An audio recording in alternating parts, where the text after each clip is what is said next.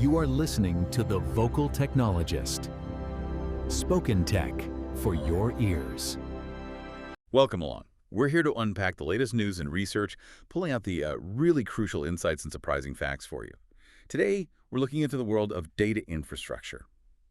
It can be fascinating, sometimes, well, pretty frustrating too. We'll cover everything from these obscure, tricky bugs right up to, the cutting edge of AI. Okay, let's unpack this. Yeah, absolutely. And what we'll see today, I think, is how dealing with huge amounts of data brings up these complex challenges, but also some really ingenious solutions. It often comes back to basics, even with the newest tech. Right. And we're starting with something that sounds almost mythical, Pinterest's 1 in a million search slowdown. I mean, how do you even begin to debug something that rare? It's like finding a specific faulty bulb in a giant stadium display that only flickers once a day. Here's where it gets really interesting. How did they actually find it? Well, what's fascinating is that it wasn't like a fundamental problem with their main search system. The culprit was actually an interaction kind of unexpected between their search system, which uses a lot of memory, and a container monitoring tool. Advisor, it's called. Advisor, yeah, I know that one. It sort of watches resource usage, right? Exactly. It tracks what's going on inside those software containers. And the fix, believe it or not, once they found it, it was just a single line of code. No way. Yep. They just had to disable Advisor's working set size estimation, basically, how much memory it thought the process was using. That one change fixed the whole slowdown. Wow. Yeah, it really shows how in these super complex systems, sometimes the biggest pains come from these tiny, almost invisible interactions. You have to think differently about debugging. Okay, so from a tricky slowdown bug to something, frankly, more alarming, silent data loss. Yeah. I read about this Apache Iceberg issue. Data being overwritten during ingestion with, no warning. That sounds bad. Data just gone. How do you even spot that? It is bad. And that's the core issue, right? Data integrity. This bug in Iceberg, yeah, it led to silent data loss, even table corruption in some cases. It only really surfaced later as these critical exceptions when people tried to query the data. Ah, so the problem was hidden until you tried to use the data. Precisely. It pointed to problems with Parquet file signatures, that's a common data format, and invalid file ranges on S3 cloud storage. It just hammers home how vital continuous monitoring and integrity checks are, especially with streaming data where things move so fast. So that Pinterest bug was tough. This Iceberg one is terrifying. If data can just silently vanish, how do organizations build any kind of trust or resilience in their data? What's the foundation?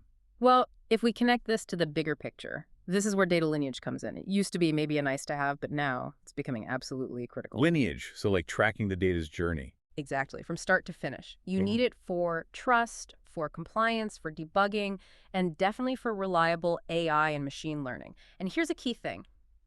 We often worry about models drifting or infrastructure failing, but a lot of data outages actually stem from these silent data quality issues, not the big bangs. Ah, I see. So the quality dies quietly. Which makes Lineage, knowing where your data came from and what happened to it, absolutely essential.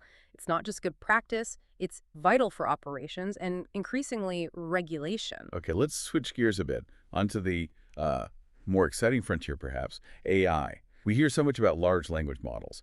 How are big companies actually using them in practical ways? Beyond just, chat bots answering questions. Shopify's global catalog is a great example here. Really powerful stuff. They're using multimodal LLMs, models that get both text and images, to basically unify and standardize product info from millions of different sellers. Millions. Okay, the scale must be huge. Oh, it is. They're running something like 40 million inferences. That's the AI making a decision or prediction every single day.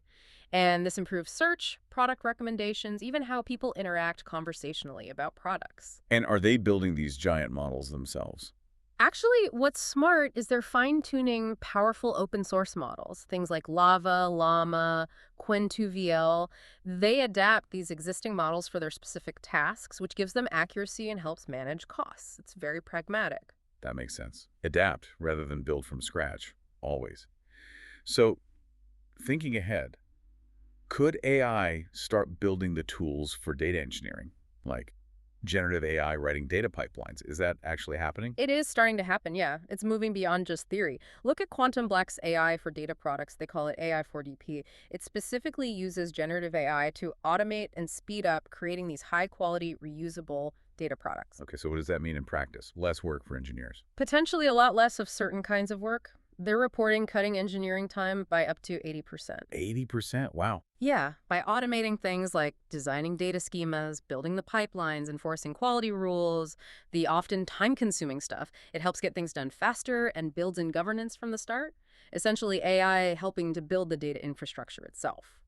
So what does this all mean? We've gone from these incredibly niche, hard-to-find bugs like Pinterest, all the way to generative AI, maybe automating huge chunks of data engineering work. It just shows how fast things are moving, constantly changing in this data world. Absolutely. And maybe the final thought for you to consider is how all this connects back.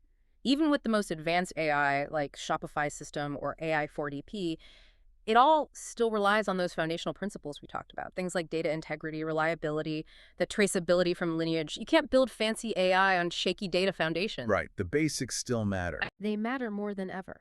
The future isn't just about the AI models themselves, but about ensuring the quality and understanding the journey of the data that fuels them. They're deeply interconnected. Understanding those connections, from the tiny bug fix to the big AI strategy, that's really the key going forward. Spoken Tech for your ears.